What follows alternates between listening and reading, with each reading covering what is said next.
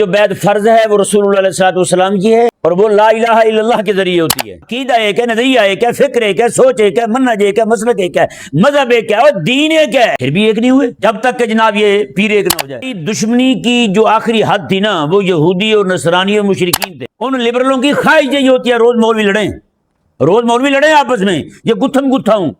ان کو تو ریٹنگ چاہیے، ان کو تو صرف ویورشپ چاہیے۔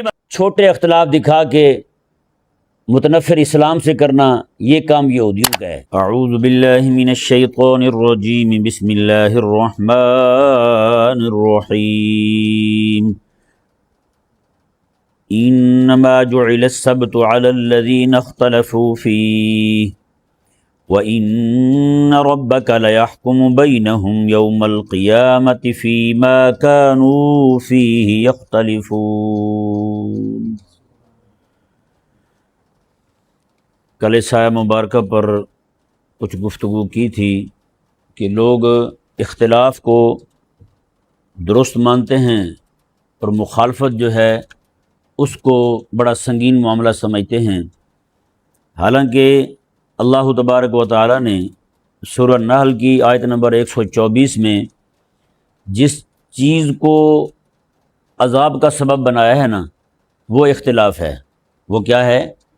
وہ اختلاف ہے۔ کل آپ کے سامنے کچھ مثالیں میں نے عرض کی تھی کہ اختلاف جو ہے وہ رحمت بھی ہوتا ہے اور اختلاف لعنت بھی ہوتا ہے۔ کل جو ہے وہ آپ کے سامنے عقیدہ صحیحہ یعنی عقیدہ اسلامیہ میں اختلاف کرنا جو ہے یہ باعث لعنت ہے، اس پر تھوڑی گفتگو کی تھی۔ آج جو ہے وہ جس پہلو سے آپ کے سامنے گفتگو کی جائے گی وہ یہ ہے کہ موجودہ دور کے اندر بات چھوٹی ہے، لڑائی بڑی ہے، یعنی اختلاف چھوٹا ہے اور لڑائی بڑی ہے، حالانکہ یہ اختلاف ہے ہی نہیں، اختلاف نہیں ہے، یہ اختلاف بنا دیا گیا ہے، اور اس اختلاف کو اتنا اونچا کیا ہے کہ وہ ایسے لگتا ہے جیسے کلمہ پڑھنے کے باوجود، ایک منہج ہونے کے باوجود، ایک مسلک ہونے کے باوجود ایک دوسرے کو ایسے دیکھتے ہیں جیسے یہودی اور نصرانی کے ساتھ وہ برتاؤ رکھنا چاہیے۔ سمجھ آیا نہیں سمجھ آیا؟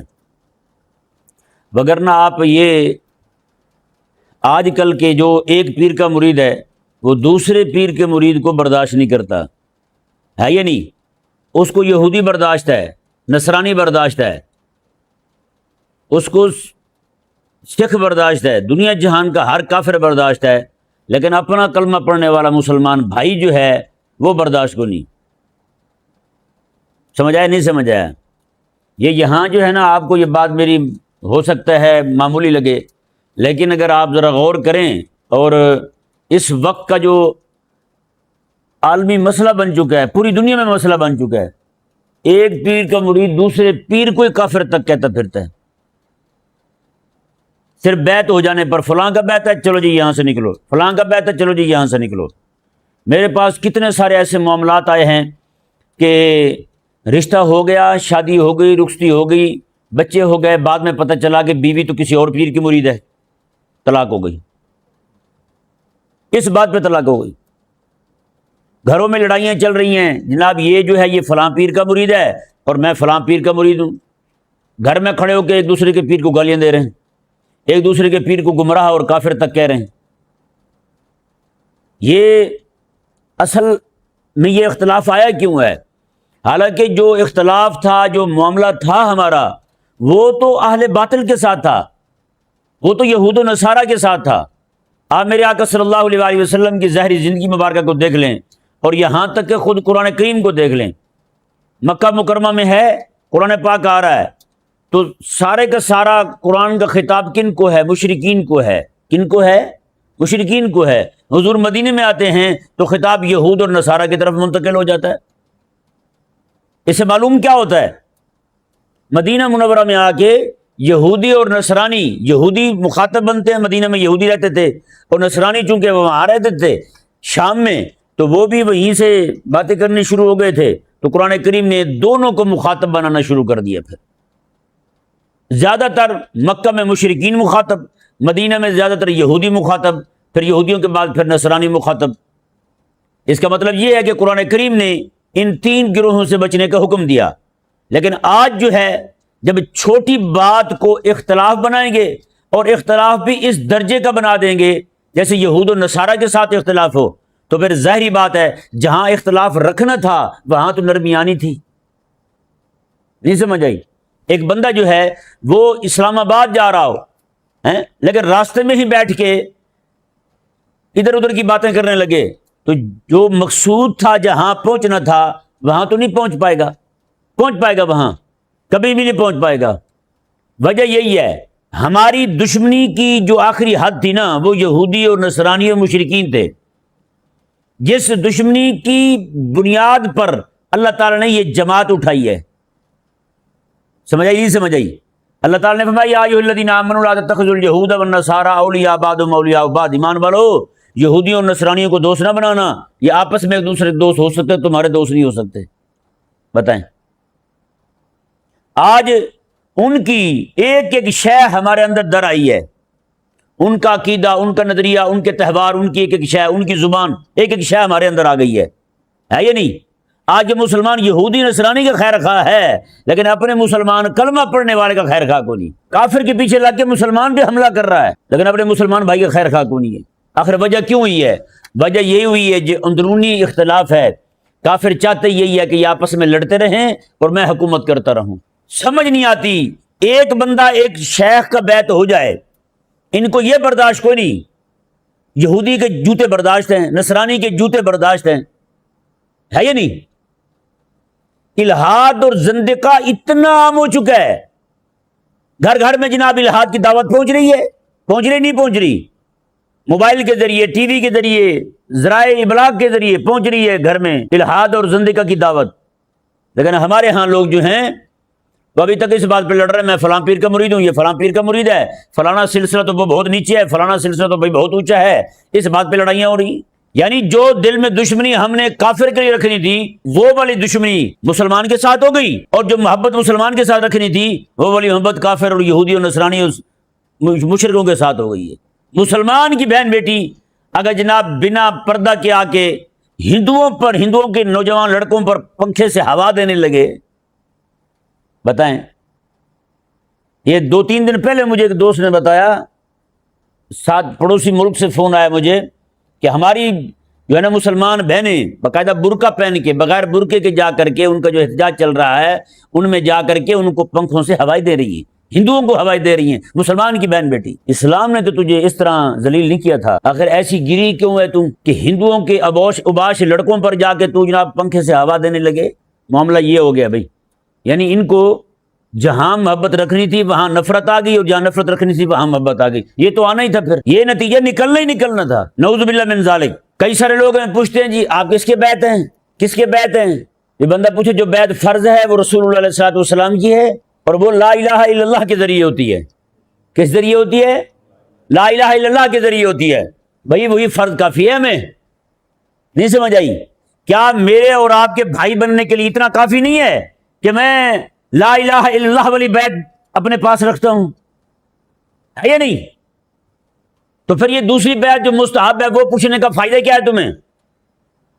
تمہاری محبت کا معیار جو ہے وہ ہمارے ساتھ تبھی قائم ہوگا جب ہم تمہارے پیر کے مرید ہوں گے. نہیں سمجھ آیا مسئلہ؟ تمہارے پیر کے مرید ہوں گے تبھی. ایک بندہ کئی عرصے تک درس سنتا رہا، اس نے کسی سے پوچھا کہ یہ کس کے بیعت ہیں؟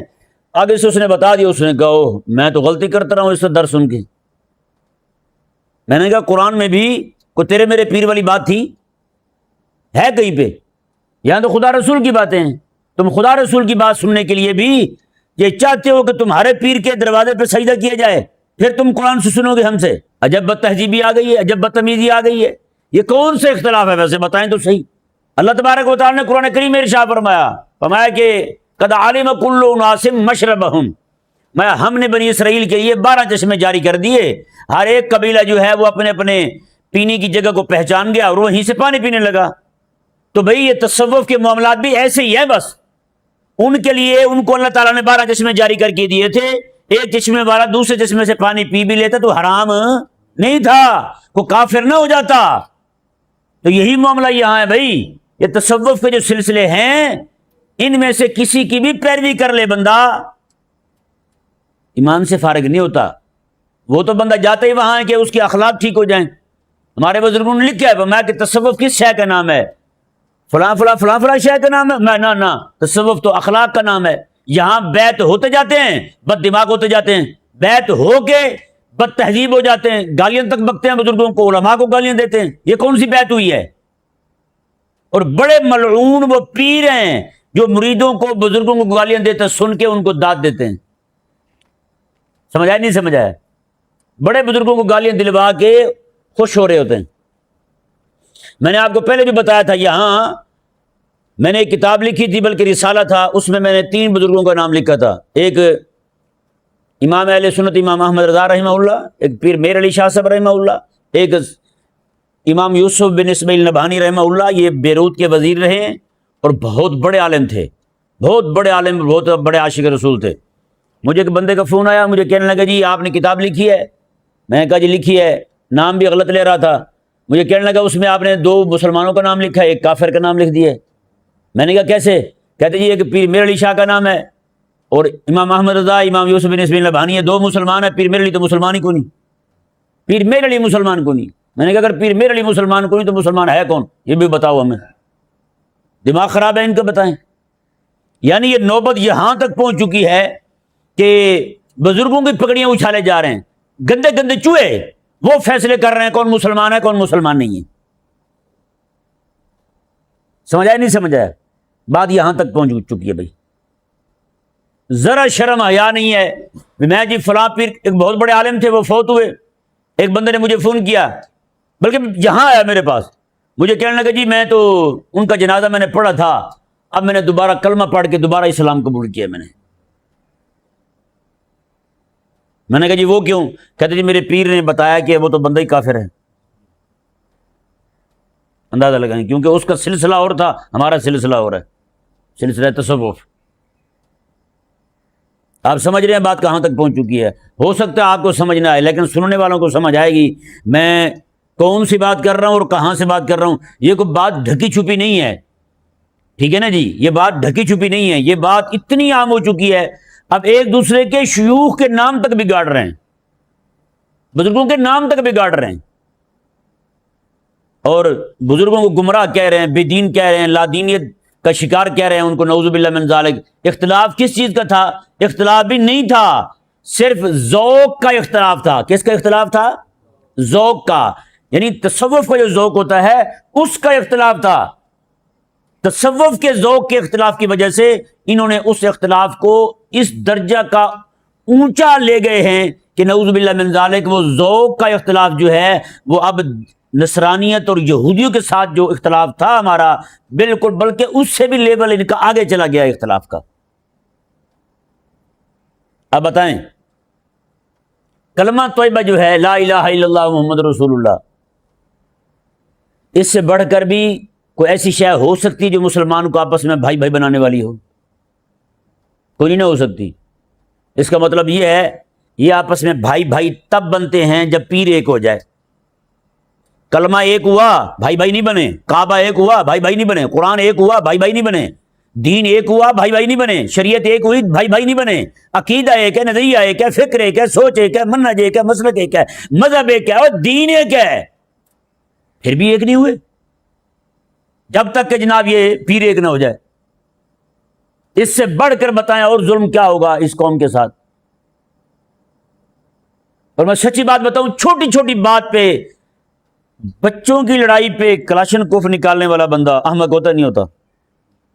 کہ میں سچی کہہ رہا ہوں، دین کے معاملے کو لے کر کے یہ ذوق تصوف کا جو اختلاف ہے، یہ ایسے سمجھے یہ بچوں والی لڑائی ہے، یہ بچوں والی لڑائی ہے۔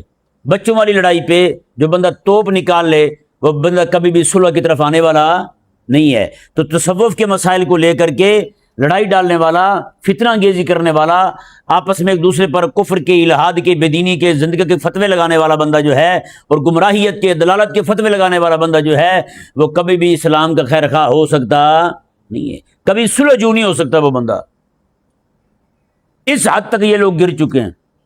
میں نے پہلے بھی ایک بات بتائی تھی آپ کو، حضرت شیخ اکبر محی الدین ابن عربی رحمہ اللہ جو ہیں ان کے متعلق ہیں کہ ایک بندہ جو ہے آپ کو کسی شیخ کے ساتھ کوئی اختلاف تھا، اس لیے کہ ان کے شیخ کو کوئی بندہ اچھا نہیں سمجھتا تھا، تو یہ اس کو اچھا نہیں سمجھتے تھے۔ خواب میں حضور تشریف لائے، میرے آقا علیہ السلام نے فرمایا کہ تیرا اس کے ساتھ کیا معاملہ ہے؟ انہوں نے کہا جی وہ میرے پیر سے اچھا معاملہ نہیں کرتا۔ حضور نے فرمایا وہ میرے ساتھ بھی اچھا معاملہ نہیں کرتا؟ انہوں نے کہا جی کرتا ہے۔ آقا علیہ السلام نے فرمایا تیرا آپس میں بھائی بھائی بن کے رہنے کے لیے اتنا کافی نہیں ہے کہ وہ بھی مجھے مانتا ہے اور تو بھی مجھے مانتا ہے؟ سمجھا نہیں سمجھا؟ تو بڑے تعلق کو دیکھا جائے گا نا۔ کس کو دیکھا جائے گا؟ جب بڑا تعلق سلامت ہے تو پھر چھوٹی چھوٹی باتیں کیا معنی رکھتی ہیں؟ اس کا ایمان سلامت ہے، توحید سلامت ہے، عقیدہ نبوت اور ختم نبوت سلامت ہے، قرآن پر ایمان اس کا سلامت ہے، اس کی نماز سلامت ہے، ذکر و فکر سلامت ہے، پھر تم کس بنیاد پر ان کے ساتھ دشمنی اپنا رہے ہو بھائی؟ سمجھایا نہیں سمجھایا؟ اب دیکھیں اس کے نقصانات جو ہیں وہ اتنے گہرے اور سنگین قسم کے نقصانات ہیں، اس پہ بیان کروں تو ایک لمبی چوڑی فہرست بن جائے۔ ان میں صرف یہ دیکھیں، دشمن کو فائدہ ہوتا ہے اس اختلاف کی وجہ سے۔ آپ دیکھیں یہ ٹی وی پہ بیٹھے ہوئے لوگ جو ہیں سب سے بڑے دین کے دشمن یہ لوگ ہیں، یہ جو دو علماء کو بٹھا کے آپس میں لڑا رہے ہوتے ہیں، ہمیشہ چھوٹی چھوٹی بات پہ لڑائیں گے، 3 طلاق کے مسئلے پہ، رفع یدین کے مسئلے پہ، اونچی آمین کے مسئلے پہ، ان مسائل پہ۔ اور سب سے بڑے میں کہوں گا جاہل وہ مولوی ہیں جو ان کے شکنجے میں آ کے صرف اپنی روٹی 20 40 30 لاکھ روپیہ رمضان شریف میں عید پر لینے والے، چیک لینے والے لوگ جو ہیں یہی دین کے دشمن ہیں۔ کوئی اگر یہ کہے نا جی دیکھو جی ہمارا تو مولوی اپنے مسئلہ کے دفاع میں جا رہا ہے، تو میں اس کی اس بات کو تسلیم نہیں کروں گا، بالکل تسلیم نہیں کروں گا۔ سمجھایا نہیں سمجھایا؟ یعنی ایک تو مسئلہ کا نقصان، دین کا نقصان کر رہا ہے، لڑائیاں چھوٹی دکھاتے ہیں اور نفرت اسلام سے دلاتے ہیں۔ سمجھایا نہیں سمجھایا؟ بات چھوٹی کریں گے، فروئی بات دکھائیں گے اور متنفر اسلام سے کر دیں گے، متنفر اللہ تعالیٰ سے کر دیں گے، متنفر قرآن سے کر دیں گے، متنفر میرے حبیب کریم علیہ السلام سے کر دیں گے۔ یہ وہ بدبخت لوگ ہیں۔ اگر آپ کو سمجھ نہیں آ رہی تو میں سچی کہتا ہوں اللہ کرے قبر آئے آنکھیں کھل جائیں، اس وقت آنکھ کھلنے کا کوئی فائدہ نہیں ہوگا آپ کو۔ آج تو آپ بیٹھے ہوئے ہیں چمتکار بنے ہوئے ہیں آپ لوگوں کو جناب مناظر اسلام بن کے دکھا رہے ہیں۔ آپ کو یہ نہیں پتا زمین پہ لوگ جو دیکھنے والے ہیں تمہارے ناظرین جو ہیں وہ کس حد تک لبرل طبقہ اسلام سے متنفر ہو رہا ہے۔ ان لبرلوں کی خواہش یہی ہوتی ہے روز مولوی لڑیں آپس میں، یہ گتھم گتھا ہوں۔ ان کو تو ریٹنگ چاہیے، ان کو تو صرف ویورشپ چاہیے، بس لوگ زیادہ سے زیادہ دیکھیں بس۔ اور متنفر کس سے ہو رہے ہیں؟ اسلام سے ہو رہے ہیں لوگ۔ جب بھی مولویوں کو لڑتے دیکھتے ہیں اسلام سے متنفر ہوتے نہیں ہوتے بھائی؟ بتائیں، چھوٹی چھوٹی بات پہ لڑائیاں ڈال رہے ہیں۔ واللہ کہہ رہا ہوں سچی بات ہے، مجھے تو سمجھ نہیں ہے آج تک اتنے بڑے بڑے کودن قسم کے مولوی اپنے آپ کو مناظر اسلام کہنے والے کیسے جا کے بیٹھتے ہیں اور اسلام کے لیے جگہ ہنسائی کا باعث بنتے ہیں۔ اسلام سے کافر جو ہے متنفر ہو رہا ہے، کلمہ پڑھنے والے مسلمان متنفر ہو رہے ہیں اسلام سے۔ کئی لوگوں کے منہ سے سنا ہے اور دیکھو جی مولویوں کو تو اپنی لڑائی ختم نہیں ہوتی، جب یہ متحد ہو جائیں گے ہم بھی اسلام قبول کر لیں گے۔ ٹھیک ہے یہ بھی قصوروار ہیں، لیکن بڑے قصوروار یہ مولوی لوگ ہیں جو ٹی وی میں بیٹھ کے جا کے ان کے پاس جاتے ہیں اور اپنے چیک سیدھے کرنے کے لیے نعوذ باللہ من ذالک اسلام کا نقصان کر کے وہاں سے واپس آتے ہیں۔ سمجھا نہیں سمجھا؟ یہ حقیقت ہے نا جی، ایسے ہوتے نہیں ہوتا۔ بتائیں نا یہاں پہ دو، میں اور ایک بندہ اور، دو بھی داڑھی والا ہو، ہم دونوں آپس میں لڑ پڑیں، لوگوں پر کیا اثر جائے گا؟ لوگ تو یہی کہیں گے بھائی ان کی تو اپنی لڑائی ختم نہیں ہوتی، نمازیں پڑھنے والے نمازی بدزن ہو جائیں گے، درس سننے والے وہ لوگ بدزن ہو جائیں گے۔ لوگ یہ برداشت نہیں کرتے کہ جناب ان کو دعوت دینے والا بندہ ایسی حرکتیں کر رہا ہو، ہے یا نہیں ایسا؟ تو پھر اونچی تک نہیں بولتے بھائی گلی میں کھڑے ہو کے۔ آقا صلی اللہ علیہ وسلم کے اس صحابہ میں لوگوں نے بیان کیا ہے، میں کہ حبیب کریم علیہ السلام جو ہیں آپ اونچی نہیں بولتے تھے، گلیوں میں اونچی نہیں بولا کرتے تھے آقا علیہ السلام۔ یعنی اس کا مطلب یہ ہے گلیوں میں اونچی بولنا یہ عیب والی بات ہے اور اونچی نہ بولنا یہ مدح والی بات ہے۔ اسی لیے تو صحابہ کرام علیہ رضوان نے حبیب کریم علیہ السلام کا یہ عالی شان وصف بیان فرمایا ہے۔ اور مزیداری والی بات یہ ہے اللہ تعالیٰ نے حضور کا یہ وصف تورات میں بیان فرمایا ہے۔ تورات میں بیان فرمایا اللہ تعالیٰ نے حبیب کریم علیہ السلام جب تشریف لائیں گے تو آپ جو ہے وہ گلیوں میں اونچا بولتے نہیں ہوں گے، گلیوں میں اونچے نہیں بولیں گے حبیب کریم علیہ السلام۔ تو اس لیے جو بندہ دین کا دائی ہوتا ہے نا، اس کو چاہیے کہ وہ اپنے معاملات ٹھیک رکھے۔ اس طرح لڑائی جھگڑا کرے گا، لوگوں کے ساتھ دنگا فساد کرے گا تو معاملہ اس کا خراب ہو جائے گا، لوگ دین سے متنفر ہوں گے، اس کی ذات سے جو متنفر ہونا ہے وہ ہونا ہی ہونا ہے۔ علماء کو دیکھ کے لوگ دین سے متنفر ہوتے ہیں، اس لیے علماء کو چاہیے کہ وہ اس طرح کے معاملات میں کیوں سر دیتے ہیں، کیوں جاتے ہیں۔ یہی ہمارے علاقے کا وہاڑی کا ایک مولوی صاحب تھا، وہ کہیں ٹی وی چینل پہ لگا ہوا تھا، یہاں ایک بار آیا، میرے ساتھ ملاقات کی اس نے، پھر اگلے سال رمضان شریف سے پہلے ہی شعبان میں مجھے فون آنے شروع ہو گئے، وہ جی فلاں چینل پہ جو ہے نا وہ آپ کو لے چلتے ہیں۔ میں نے کہا جی مجھے کیوں لے چلتے ہیں آپ؟ کہتے جی وہاں بڑا ماحول ہوتا ہے، مسلک کو ضرورت ہے۔ میں نے کہا تیرا مسلک آگے چلا جائے اور حضور کا دین پیچھے چلا جائے۔ کئی دن تک میں اس کو سمجھاتا رہا، میں نے کہا یار تیری مہربانی میں نے نہیں آنا۔ پھر یہاں آ گیا، مجھے کہتے کتنی تنخواہ دیتے ہیں یہ مسجد والے تمہیں؟ میں نے کہا کیوں، کیا کرنا ہے آپ نے، لینی ہے؟ کہتے نہیں بتائیں تو صحیح۔ اور میں نے کہا یار چھوڑو۔ وہ کہتا ہے بھائی ایک دن کے تمہیں اتنے ہزار ملیں گے، آؤ میرے ساتھ تم۔ میں نے کہا وہ ہزار لے کے میں اپنا منہ کالا کر کے آ جاؤں اور دین سے لوگوں کو متنفر کر کے آ جاؤں تو بتائیں میرا کیا بنے گا؟ پھر یہاں سے جانے کے بعد بھی کئی دن تک فون کرتا رہا، آپ کی مہربانی آ جائیں یار، آپ کی مہربانی آ جائیں جی، لیکن میں نہیں گیا۔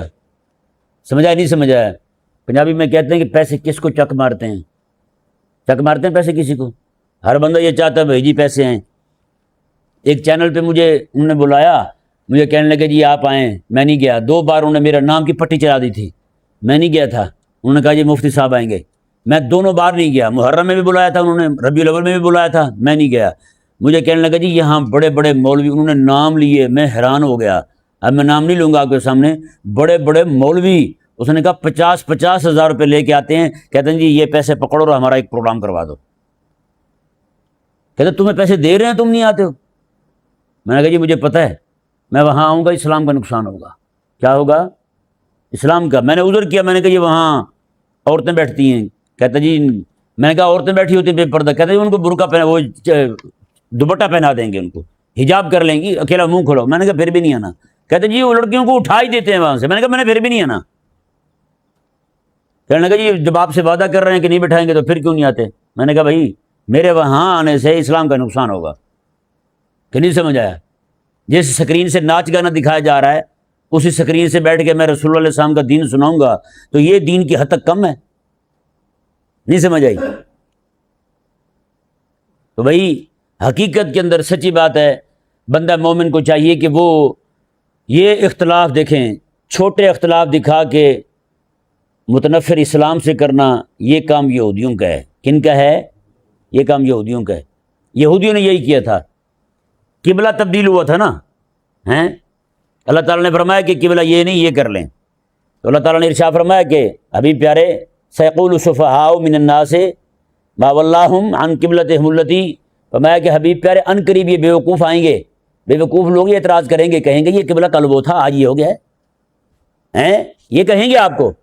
آج بھی بیوقوف کہہ رہے نہیں کہہ رہے، وہ کل جی آپ اسپیکر پہ نماز پڑھنا حرام کہتے تھے، آج اسپیکر پہ نماز پڑھنا حلال ہو گیا ہے، کل کو آپ یہ کہتے تھے فلاں حرام ہے، آج یہ حلال ہو گیا ہے، تو لہٰذا زنا پھر کیوں حرام ہے؟ نعوذ باللہ من ذالک۔ وہ چھوٹی فقہی حرام شے جو ہے اس کو بیان کر کے حلال بڑا حرام کرنا چاہتے ہیں۔